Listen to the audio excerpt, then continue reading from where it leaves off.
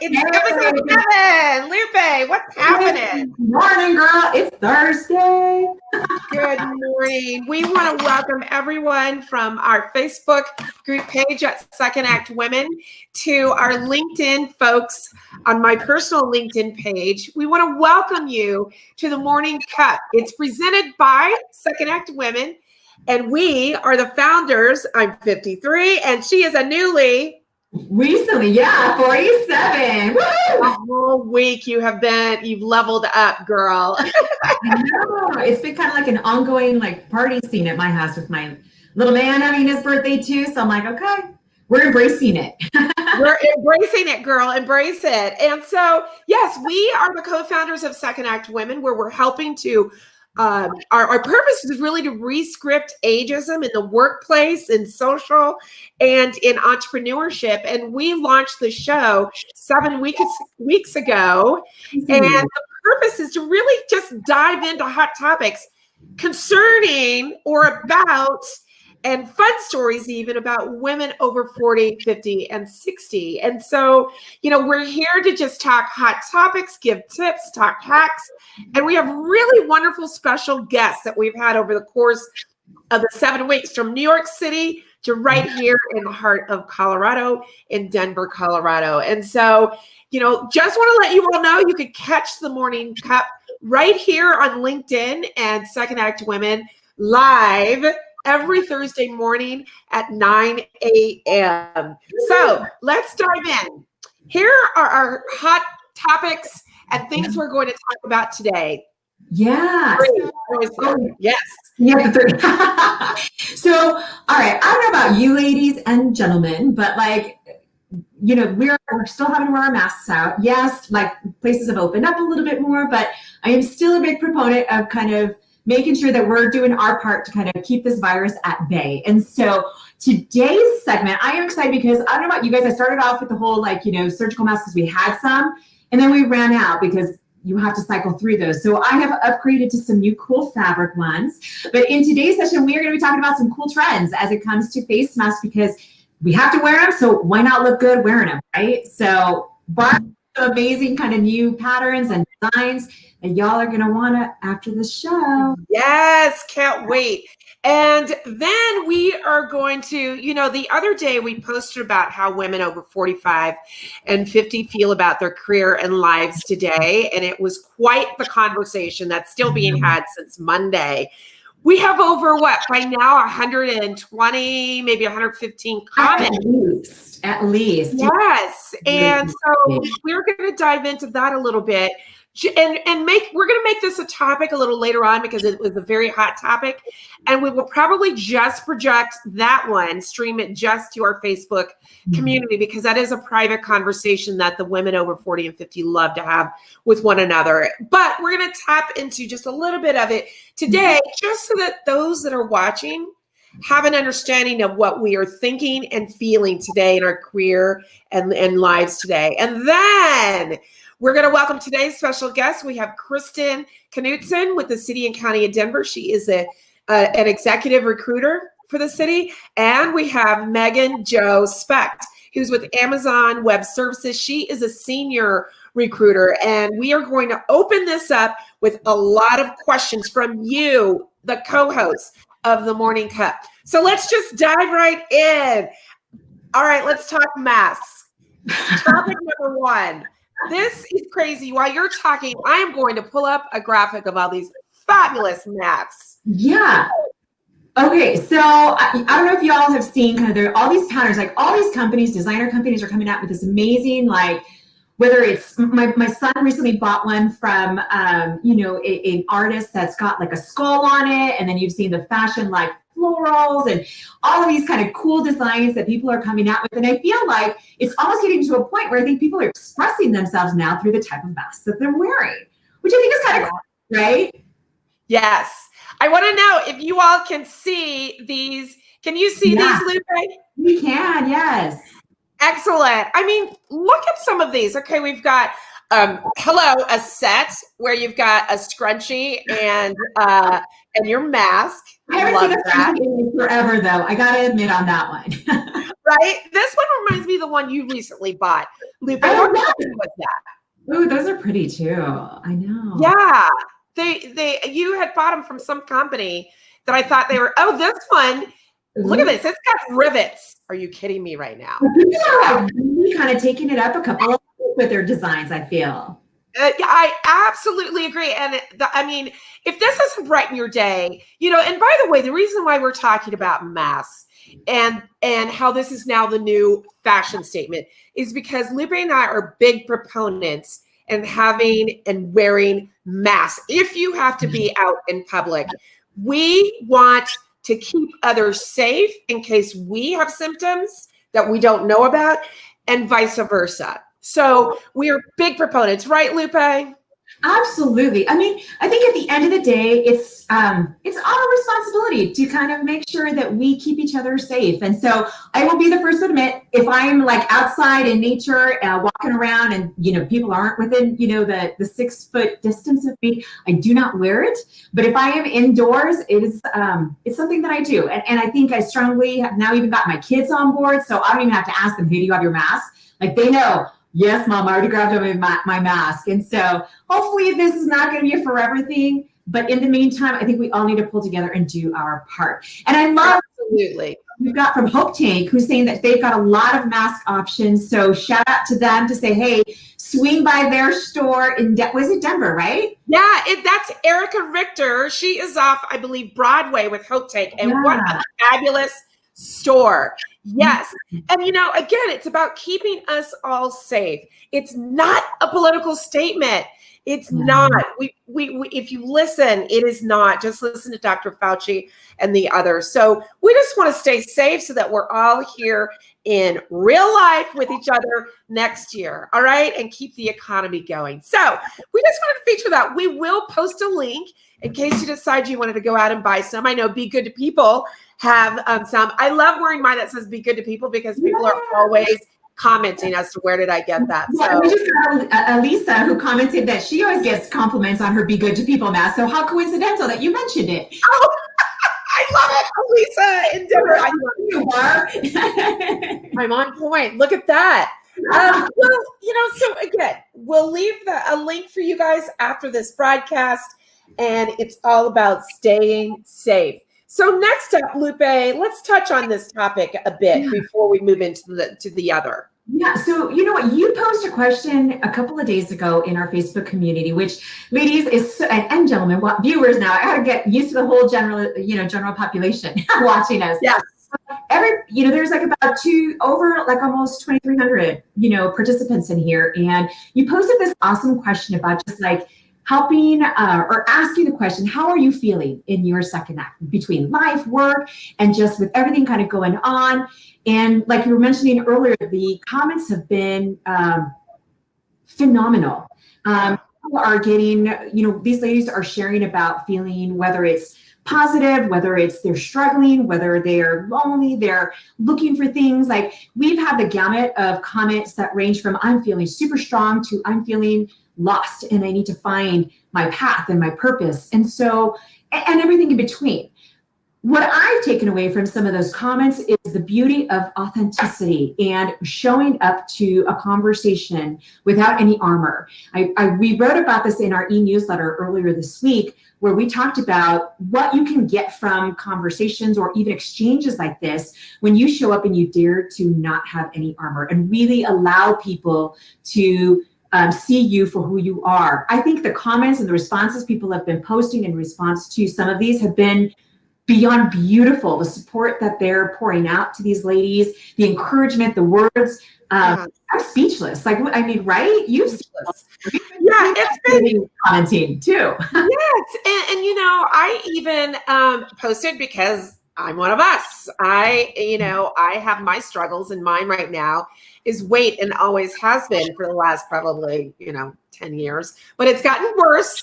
Like with some of us during COVID, I do have onset, things that I won't talk about here, that if I don't take care of it now, I need to. And so I opened up. And so, and a few others said the same thing, that they don't know why it's so hard to focus on me, as in themselves, ourselves, versus focusing, as most of us do, especially as women, on the others without taking care of ourselves. And I know self-care is such an overused term, but it's there for a reason. It's said for a reason.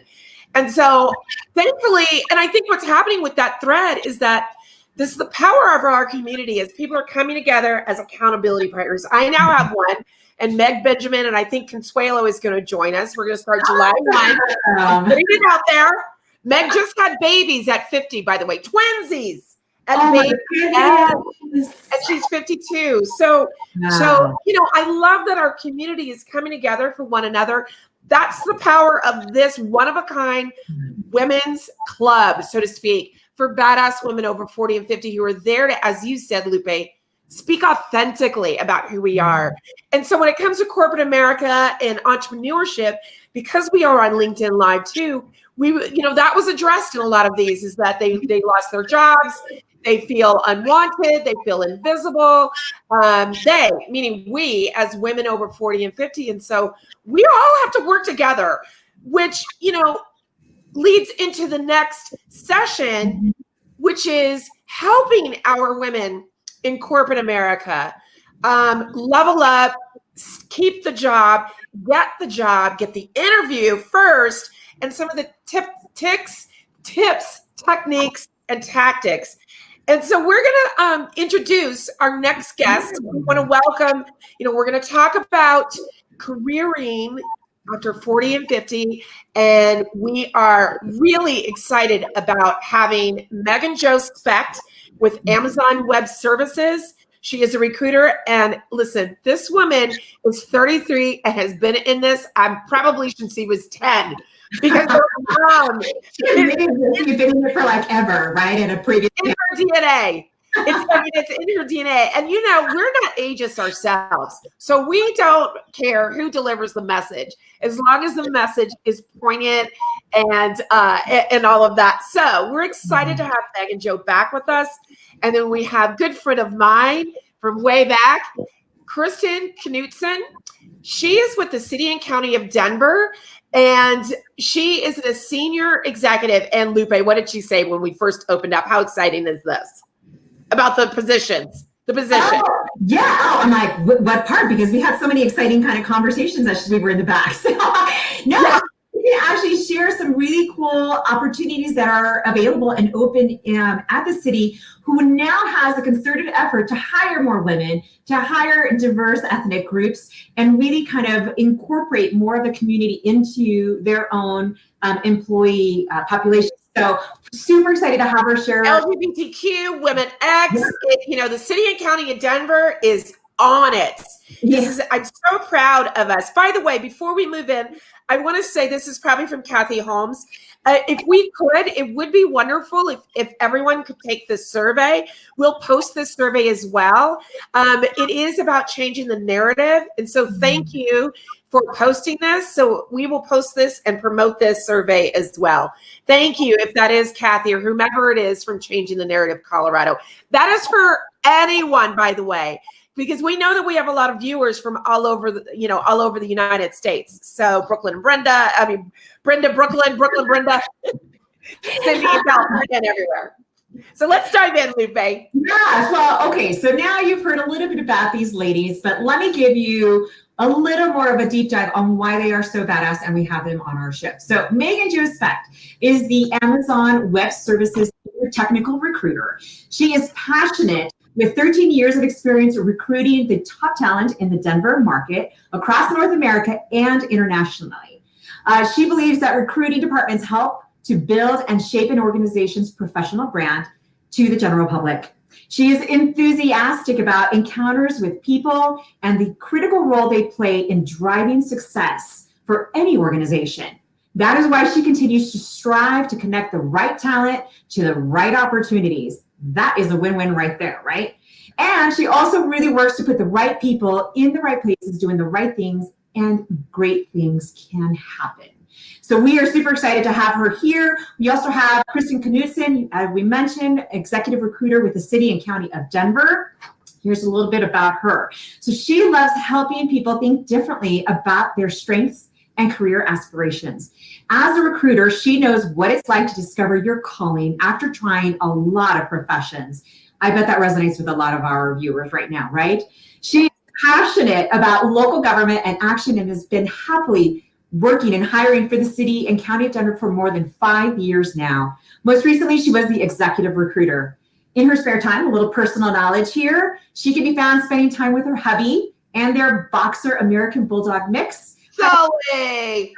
Yoga and seeing live music and theater. Oh, I miss that though at the end of the live music. I know. Back, right? But so let's welcome. Please.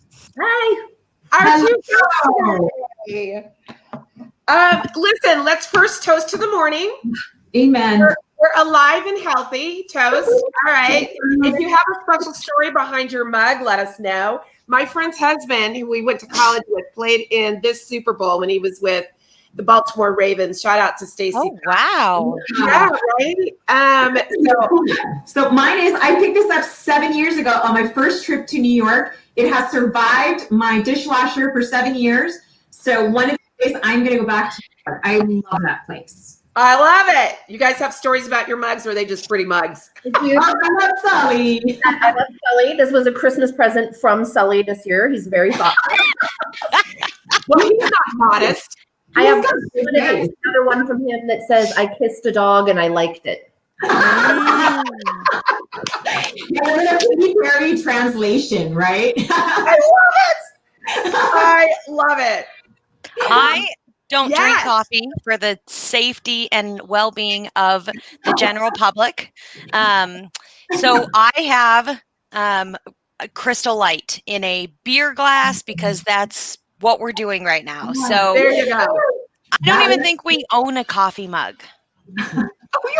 Well, and Lupe and I are mostly tea drinkers. I haven't been drinking coffee today, but I hear you. I love a good sugar pack myself. Well, that's like the best way. That's like flavored water is like the bomb to get you to drink. I love it. So I'm just. It's just water with sugar for me. It's just water, sugar water. But anyway, with a little doubt. Anyway, so we want to thank you guys for coming in. And, this is a hot topic, as you're dealing with it. You're in the throes of it. And with working with careers and people losing, and you're having to, not necessarily you, but letting people go and good people, no matter the ages and such. However, Gen X, people born between 1965 and 1981, we're the ones that are getting it the most. Yet, we are responsible for the largest portion of the economy pre-COVID than any other generation. The other fact is, with 5 generations working together in workplaces, whether you're a startup or whatever, or wherever, or corporate America, I mean, it's beautiful that 5 generations are working together. However, there's one generation that's been left out. So really, there's 4 working together because Gen X and Boomers, so let's say 2, seem to be missing. And productivity goes up, hence the bottom line, when you have an intergenerational team. So let's just dive in. The first question is, since COVID, I like to call it the March 2020 new normal, because I'm not going to call it this our new normal. We're going to go back to our normal one day. So I'll refuse that. And we also, by the way, don't use the word pivot. We say swivel, right? Thanks to Bonnie. Oh. Yes, we love her. So the March 2020 normal, just this 3-month normal, again, Gen X being responsible for so much of the economy, it's been harder for us to land jobs pre-COVID, and it's been said that it's going to be even harder post. So what are you all seeing, and what kind of tips to holding on to our positions can you provide? Or do you see this changing? That's sort of a 2-point question. You answer whichever is most comfortable for the 2 of you. So I can start on that. I think that, And with the city thus far, we're very grateful that we haven't done layoffs. We've done furloughs, right? So we certainly have shrunk. I think right now we have maybe 26 positions posted versus this time last year we had more than 300, right? So we've definitely slowed down our hiring. But in talking with candidates and seeing, I feel like a lot of Gen X tends to fall in just with years of experience in careers. There's a lot of people that have been in middle management, and different organizations have cut there when they're looking at who's doing the work and who's managing and where can I save salaries. I will say with the city and some of the work we're doing right now in helping hiring managers hire folks, because we have, the bulk of our jobs right now are work from home, right? Positions that were never obviously I'm in my kitchen right now. And we have about a 90% likelihood that my job would be permanently from home. I'm for sure from home till Labor Day, likely through the end of the year, and we might move most of our HR function home, which is a totally different direction. Some of the data out there and the surveys, and when we're helping hiring managers interview for people working from home, historically people used to think, well, if I have my team working from home, they're going to get less done. Yeah. It is actually showing that people are more productive from home, and you have the opposite problem, which is how do you get people to draw boundaries and get their own work-life balance? That's actually an area where Gen Xers tend to excel more than any other generation, because we grew up, whether you were a latchkey kid or what else, but it was before internet, and we did a lot of having to entertain ourselves as children and setting up our own structure and our own boundaries. And what we're seeing is that Gen X tends to be the strongest with the skill set that's needed to work from home. We might not have the technological skill set at the same level of the millennials, and I think now we're saying Gen Zoom, right? But we have the skill set to set our own boundaries, set our own structure, make a plan, get it done, because we're used to not having to rely on anyone else. So those are skills I would recommend that people are highlighting, bringing to the table, because that's what we're looking for right now, is how, can you come in and not necessarily need a lot of structured training. Yeah. So I guess let me ask one follow-up on that. So what are some of the skill sets specifically, that you're looking for when you say, hey, if I'm preparing like an at-home, I propose, I can work from home type of resume. What are some of those descriptors that you would be looking, that would pique your interest? Oh, that's interesting on the resume, because it becomes a little bit more fluid. In the interview, I'm looking for someone that can talk through, here's my 30, 60, 90-day plan coming in, without being asked what that looks like, right? So I would say things around times where you've had to take initiative, times where you've had to function without a lot of direction, times where you've maybe had to develop your own, or at least take ownership over pieces of your own training plan. What are you doing to develop your own career? Are you actively working on certifications within your field that may not be like, oh, I'm getting this to get a job today, but like I'm doing this certification because I might need it in 5 years. Like, what are you doing that's growth focused? Awesome. Perfect. Thank you. What do you say, Megan? What are your thoughts? So I'm in a completely different situation in that working for Amazon, our hiring has quadrupled. I specifically work for Amazon Web Services, which is the cloud provider. And when the government mandated that companies essentially must give their employees an opportunity to work from home, what a lot of companies found out is that their infrastructure wasn't set up to be able to do that. And so adopting different cloud technologies was the very first thing on their priority list. And so AWS as a whole, has just surged. So our hiring has completely increased. I'm busier than ever. I have always been a remote employee, and Amazon in general is very remote friendly. So most of our positions have a remote component to them. And so I'm not necessarily looking at a resume and thinking to myself, tell me about how you can work from home. I'm doing my normal recruiting process, looking for specific things. And I think my advice to this specific group of people that are worried about losing their jobs or worried about interviewing is that people can smell fear. And we are animals, right? We can see that you are nervous. When I'm reaching out to candidates, they're speaking to me in a way that they wouldn't have spoken to me 5 months ago. So they're saying things like, I'm completely negotiable on salary. I will take anything that you have.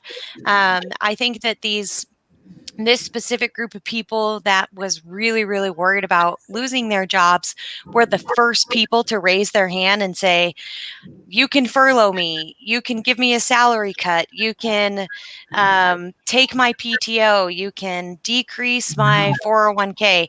They raised their hand and they shouldn't have.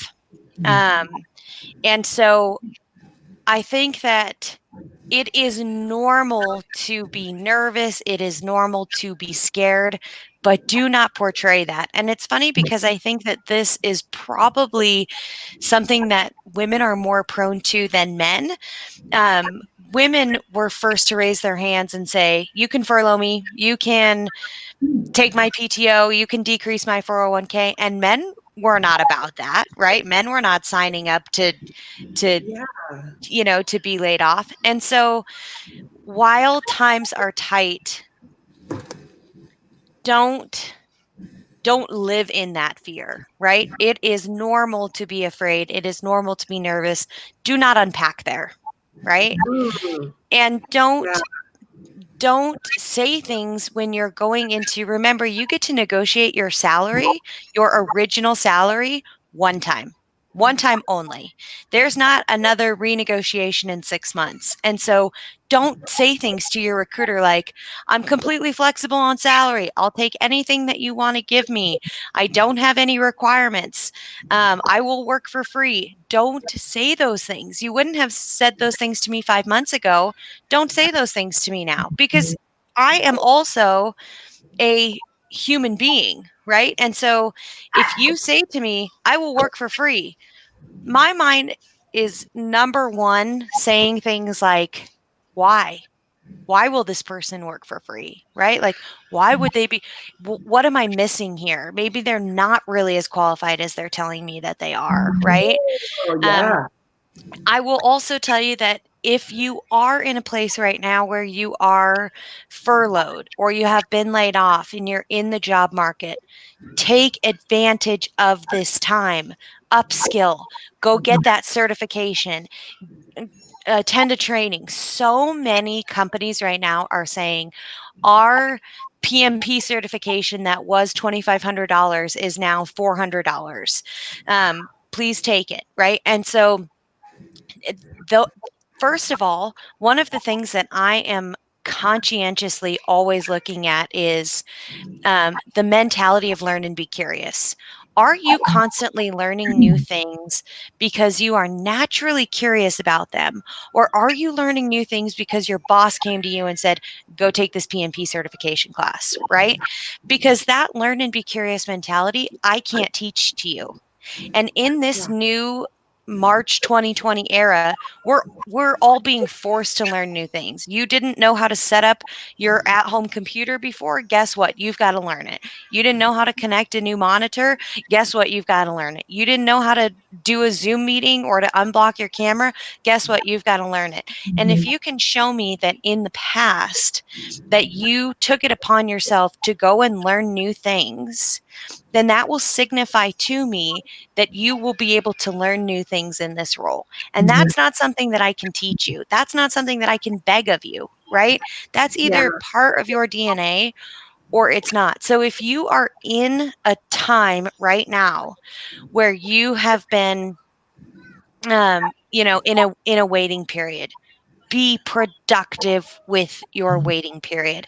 And then as you are interviewing, you don't have to say things like, well, I haven't done anything since March. You can say, I went and got this certification. I took this class. I am a consultant, but I wanted to go take an expert Excel class because Excel is not something that I'm great at, right? So I went and took this class. And that also gives you talking points in your interview to say, what have you been doing with your time? Your brain, like any muscle in your body, needs to be exercised. It needs to be used. It needs to be moved. And so if you haven't been doing anything since March, go out and use it. Just take this time. Wow, that was powerful. I was writing a ton of notes because we were leading a 750 person session later today. That was really good. I'm speechless. And I love the idea of initiative, right? Like, I love the idea of if you look at this, it's an opportunity to, like you were saying, to upskill, to learn. And I think there's this perception area that we are not tech savvy, that we kind of roll with the flow, whatever it might be. And so to be able to go in and prove that wrong, not just to them, but to yourself, and to say, hey, I've acquired these many skills. I am contributing, I am learning, growing, etc. I think it also highlights some of those softer skills that people oftentimes overlook the value of, like initiative, team building, a drive, et cetera, that I think are invaluable because you can't necessarily teach those per se. Absolutely. And so let's go into the next question that we have. So here's kind of an interesting stat that we found, Kristen. So gendered ageism initiatives are vital, but it is only 8% of companies even consider age when they are designing diversity and inclusion initiatives. In a recent article that we found on Fast Company, several companies anonymously admitted that they are ignoring women over 40. I couldn't ascertain if it was intentional, if it was that they just didn't have those initiatives to go out and hire women over 40. But what was curious in the article was that men were not being affected in the same way. So we're curious, what's the disconnect between men and women at 40, 50 plus that potentially are equally qualified, but ageism is affecting women more so? Do you have any insight as to what could be going through the mind? The city is super creative in not necessarily falling into that loophole per se, but as a recruiter, have you seen this kind of affecting women in other areas or markets that this is the truth, that what's kind of going on out there? Well, I will say that it tends to be, you're right, age tends to be something that gets left out of a lot of diversity programs, right? And it's something, we've been working on it within the city for some time, and it starts with, you have to look at the culture as a whole. You have to look at what your recruiting efforts are, short and long term. And I say that in that I feel that things have gotten better, at least in my space. But if I'm looking at diversity efforts that I've worked on in the past, or where I've seen different client groups push on, is they're like, okay, we've got this position that's open today, and it's I'm just going to use a current example, right? It's an engineering position where I need 15 years plus of experience, and you have to have managed billion-dollar projects, and you have to be good at also talking to clients. You have to have the soft skills and hard skills. And we have to hire a minority for this role. It's like, well, no, we have to make sure that we're putting our feelers out and that we're looking at everyone. But it goes back to, it can't just be the immediate need. It's, what have we done to build relationships? What have we done to build relationships with diverse groups and organizations? What have we done within the culture as a whole to look at? Because the bulk of the people, if you look at engineering as a field, there's this, in recent years, a growth in women and people of color going into it. But if you look at 20 years ago, it's largely white men, right? Yeah. So what are we doing today, not just for higher level positions, but how are we building a culture that is supportive of women, minorities of all ages? What opportunities are we offering? What reasons are we giving people to stick around, right? So it's the culture of the organization as a whole. And what are you doing in the interviewing process? I mean, we are trying to build a situation where we're interviewing for a role that the panel isn't all older white men, that it's representative of, the people in the room are stakeholders that have a say in the position, but it's also a welcoming environment for someone coming in and saying, oh, okay, I see people here that look like me. And so it's a larger problem that companies need to address on an ongoing basis in how they're hiring entry-level folks, and how they're hiring those manager positions, and what kind of opportunities are they offering their internal candidates for promotion, and are really looking for the best person. Again, where I'm sitting, I feel like I'm so immersed in this culture that's always trying to look at across age, and gender and race, right? Of who we have in the room. So but I think I've also worked on the other side of that years ago, where I worked for a company who was very focused on, well, how many more years do we think this person has before they retire? Mm-hmm. Right. And I think things are switching now, where people aren't at their job it's not expected that you start your job in your 20s and you're going to retire there. So companies need to catch up with that and think, I'm not trying to hire someone that's going to be here for 10 years. That's not realistic. Let me see if I can get 2 years out of this person. Do they have what I'm looking for the next 2 years? And so that helps tear down some of that systemic ageism. Yeah. A little bit. You know what? I'm coming in late, and I'm sorry. I had my 5-year-old had a poop emergency. Real life, everybody. Working at home reality. Real life. Working from home reality. Yes. One of the things at AWS is that we never expect anybody to be in a position for more than 2 years. Everybody's got a 2-year runway. We don't expect for you to be in this position for more than 2 years. We don't expect for you to be in this department for more than 2 years. If your runway is 2 years, if we can get 2 years out of you, then the ROI from a training and onboarding perspective was worth it for us. So I would say that probably, government entities in general are probably used to somebody staying in the same job for 10, 15, 20, 25, 30 years. And I would say that that's probably really exclusive to government entities. So I wouldn't necessarily be afraid of that for all of you guys from other companies. And if you don't want to work in that kind of environment, here's the good news. You don't have to. Mm-hmm. Yeah.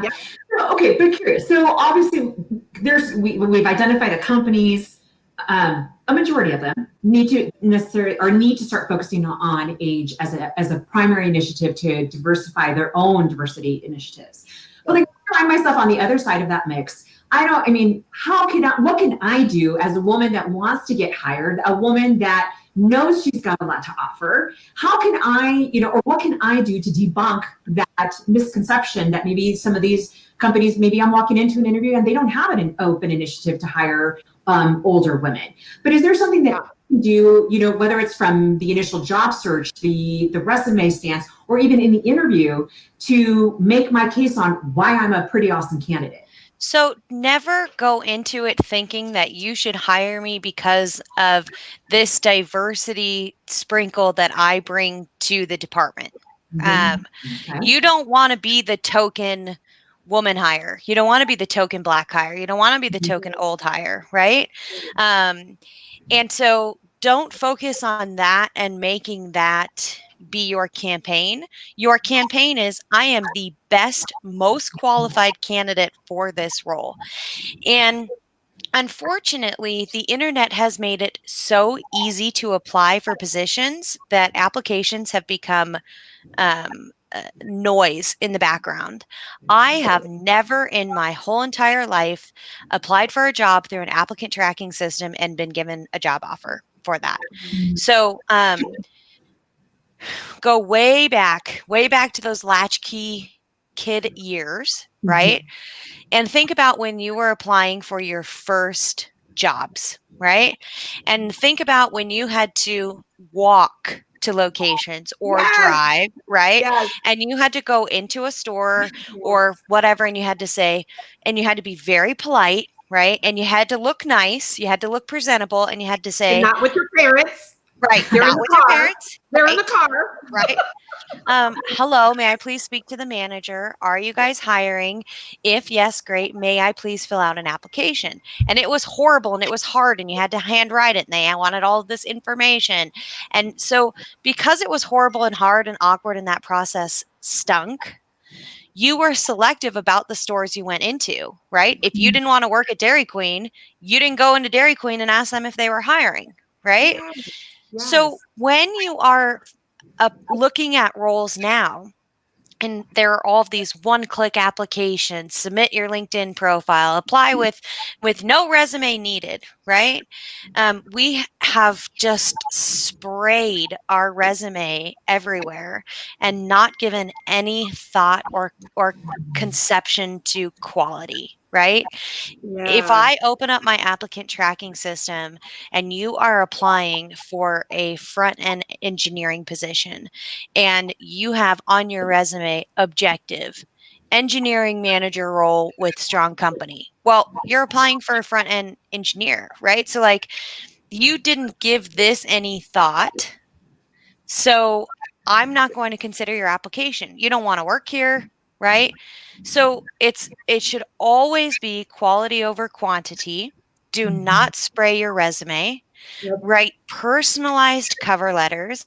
I am interested in this role because I bring to the table X, Y, and Z. Do not think about a campaign for why you should hire me because I am a woman, because I am old, because I am BLNA, because I am LGBTQ.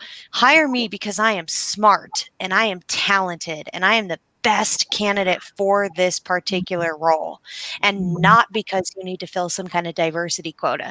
It's helpful that I'm also a woman. It's helpful that you know what I mean, but that's not why I'm going to hire you. So don't make that campaign. Sorry, I went on a tangent there. I'm so sorry. Well, are you a unicorn? Are you a unicorn, you and the city of Denver? Because if only 8% of the, and I'm just playing devil's advocate, if only 8% of the companies or even consider gender bias or gender within their D&I initiatives, that's all. That's just, that's, 92% of the companies don't really. And I hear what you're saying. It's not necessarily about the skin that I'm wearing or the age that I'm at. It should be about my talents. Completely get that. But sadly, ageism is there for a reason. And so what do we do? Are there any other tips or ideas that where we can land that interview or get in front of them if first they see, and let's just say we didn't put in we did all the right things. We didn't put the year I graduated from college. We didn't go back 15 years when we only went back 10 years. We didn't give any indication of our age. And that, let's just say, then we land the position, but then suddenly we didn't get the job, and you're seeing, and you realize that, you know where I'm going with it. I guess. Sure. So the most important thing is to get the interview, right? Because if you can get the interview and you can perform, then you've hit the first part. So make it personal. It's really easy for me to be ageist when I'm just looking at your resume in an applicant tracking system and I'm not confronted with you as a person, as a human being. I'm just going next. So apply for jobs, go to LinkedIn, find out who the recruiting team is, reach out to them and say, "Hi, Megan Jo. My name is Barbara. I just applied for requisition number X. I'm very interested in this role. Would you be interested in speaking to me about it? Here is a copy of my resume." I'm going to open that up and I'm going to say, "Hey, Barbara, thanks so much for reaching out. Let me pull that requisition number. Let me see who the recruiter is that's working on that. I'm not working on that role. But the appropriate recruiter for that is Kristen. Mm-hmm. Here's her LinkedIn profile. Here's her email address. I don't have any advice for you on this particular role because I don't know what they're looking for. But if you reach out to her, she'll be able to give you some pertinent information. If I am confronted with you as a human versus you as a resume in my applicant tracking system, it is harder for me to be ageist. Yep. I like that. Here's a good question from Elisa for both of you. How do resumes for both of you, how do they get to your desk? How many get to your desk from ATS systems? Because it sounds like barely any for you. I mean, you're doing a lot of work to find the best candidate, not necessarily from thousands that came in through an ATS system. How many are ending up on your desk from ATS? And how do we skip that? Is it exactly what you said? I mean, it probably is exactly what you said through LinkedIn and reaching out and being assertive, not aggressive, assertive. From the ATS perspective, and kind of piggybacking on what Megan Jo said about people that just spray their resumes out there, right? You really do want to be thoughtful for what you're applying for, and you want to take your time when you're filling out the application. Most ATS systems have a series of questions that you're asking up front that will either screen you in, meaning that, at least for the city, it ends up with me where I have to physically look at it, or it screens you out. And so it might say this position requires either this or this, like either a master's degree in 5 years of experience or 7 years of experience. Do you have this? And if you answer no, I'm never going to see your application. So you really want, I see a lot of people, and I on a daily basis, I have candidates reach out to me who say, hey, I got a message from your ATS saying I didn't meet qualifications. I actually do. How did this happen? I'm like, were you actively engaged in filling out the application, or were you doing 10 other things and just clicking your way through it mindlessly and screening yourself out? Like, really take your time with everything. Take your time with the cover letter. Take your time when you're filling out the application. Are you really qualified? I mean, I think Erica had a point about how, there's a big focus on degrees sometimes and not real life experience. I think, she said, look at their entire processes from contracting to jobs have not been accessible and have qualifiers that extend beyond a particular degree.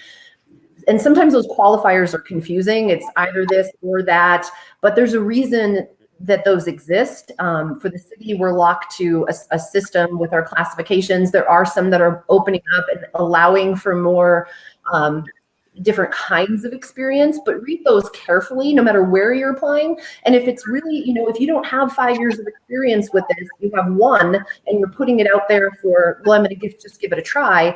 It can actually hurt your chances with other positions later on that you're qualified for. We call them our frequent flyers. If I see someone that's applied for 50 positions within the city and hasn't been qualified for any of them, and finally finds suddenly they're on my desk for what position they are qualified for, I'm like, how thoughtful have they been? It's that desperation, right? That's something that Megan Jo was referring to. So you really want to take your time. And also what she said about reaching out, like if you are qualified for a position, reach out through recruiting, get an actual contact with somebody and be able to have a conversation. You still might not get the interview, but you're that much closer. And when you're in the interview, Lupe, or the question that you were asking earlier about, I think it's about being your authentic self. And I personally, and I don't hire for tech positions, right? I hire for some engineering roles, but the bulk of the work I do, I'm looking for certain soft skills. And so when someone is then active, like the best question that someone in a management role can ask in an interview from my perspective right now is what is this organization doing around their diversity and inclusion efforts? Like I want to hire people that want to be engaged with that. And so putting it out there that it's important to you is something I'm looking for.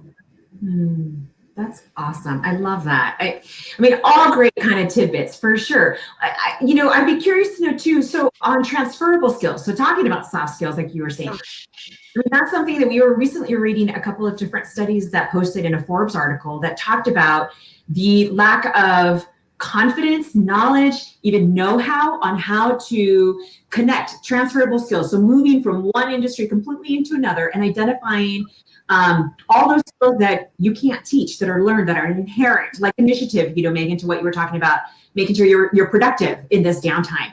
Do you guys have any tips that y'all can share with our community about things that you've seen on how people have done really well at connecting the dots with their transferable skills during their job search process?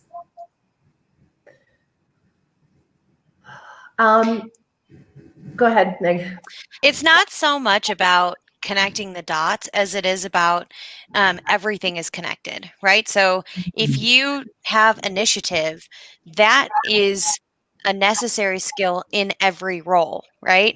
If you have that learn and be curious, that is a necessary skill for every role.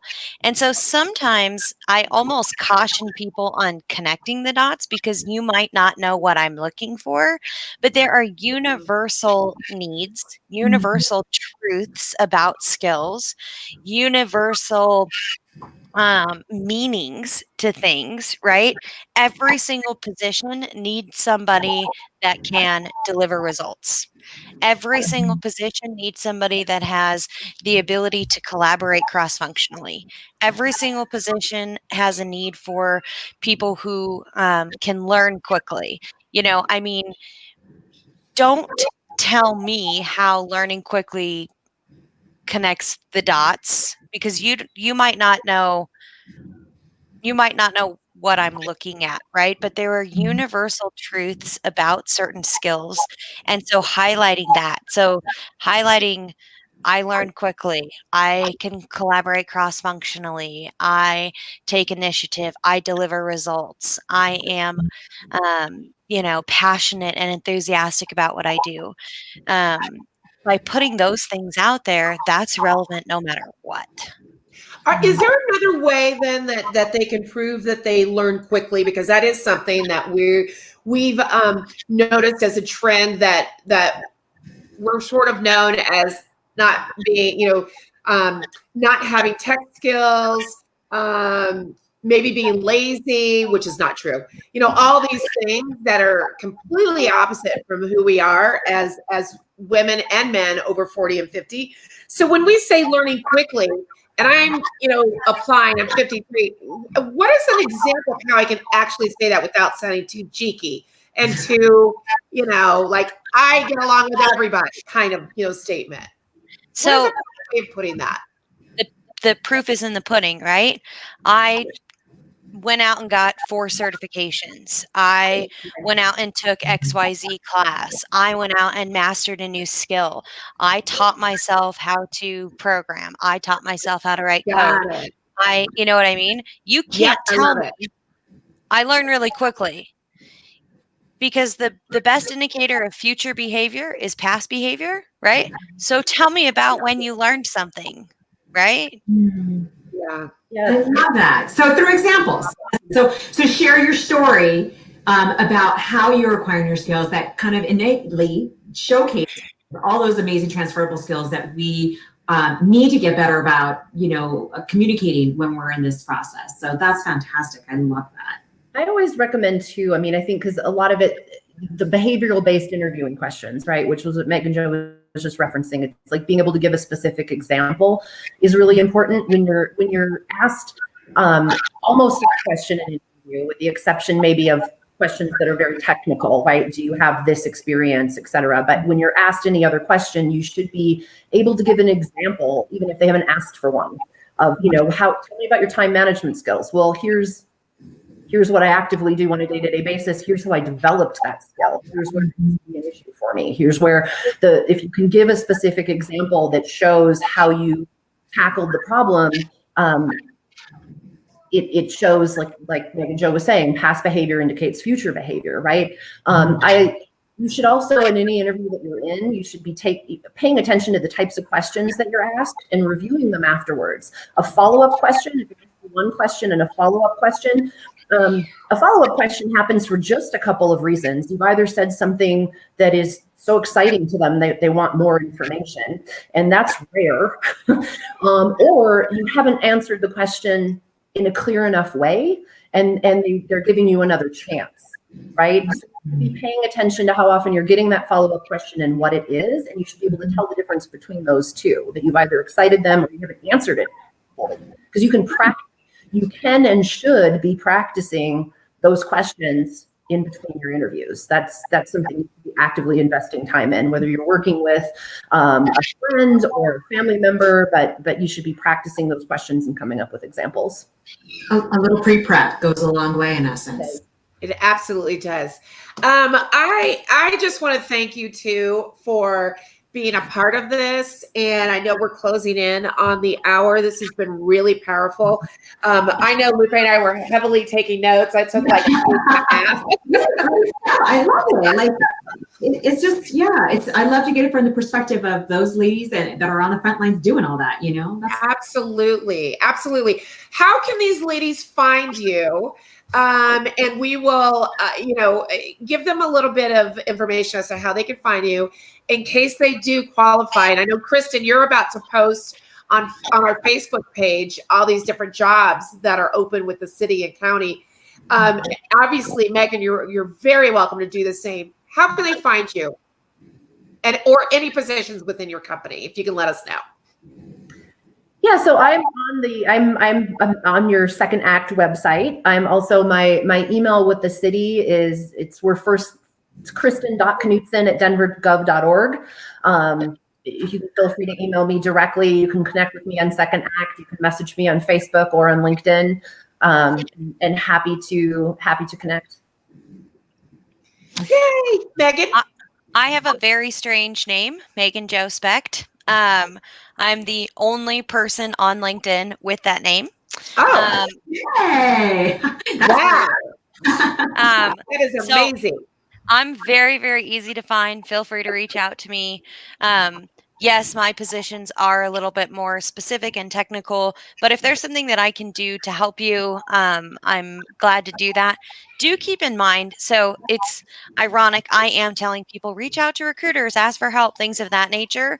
I probably get more than 30 emails a day just on LinkedIn saying, hey, could I bend your mind for 10 minutes over coffee? And I can't do that with everybody. But if you keep reaching out to somebody, you will find somebody that has 10 minutes to give you. So if I tell you no, it's not personal. Plus, as you can tell, I have small people at home. I'm working at home. I've got dogs. And you're with Amazon. Your business is booming right now. I mean, let's face it. Well, we thank you, ladies, so incredibly much. We look forward to hearing more from you later on as we continue our journey to help women of Second Act. And, we just love having you guys a part of this. And Megan, thank you for joining us. Even at 33, I know you're in the group as well. So we appreciate you. I want to give a shout out to Brian Kerr, who introduced us to you. And he was on here. So thank you guys so incredibly much. Thank you for having us. Have a good one, girls. Bye, ladies. Bye. That was fantastic. I'm so glad we had a chance to spend that much time with these ladies. And I know we're coming in on the hour. What are your thoughts, Lupe, before we end the show? I mean, we're going to be talking a little bit about this topic at BizLifeCon as well, too. Yeah. That this is a continued conversation and focus for us and our community. And so we're all about giving you access to services, conversations, experts that can help you in your career journey. So if you haven't yet purchased your pass for BizLifeCon, please do so and tap into some of the additional conversations that we'll have around this topic at our conference. If you get the chance and are free tonight too, we are speaking to about 750 women and men through General Assembly tonight, starting at 5 o'clock. We'll post the link into the thread here after the show. But we are talking about changing careers after 40. And a lot of what we were talking about today segues into what we will be going through as well in that conversation. So tune in if you get the chance. Absolutely. We will post links to some of the things that we said today. We're big on that, like some of the stats and things. And, we encourage you to join the Insiders Second Act Women private club for women over 40 and 50. It's only $129 right now through the end of the month. And we look forward to seeing you virtually at BizLifeCon July 17th. We have got quite the lineup, and we're going to do an entire show on our lineup. So we thank you all. We hope you have a blessed day and a great weekend. Happy Little Friday, everyone. Have a good one. Thanks for tuning in. Bye. Bye.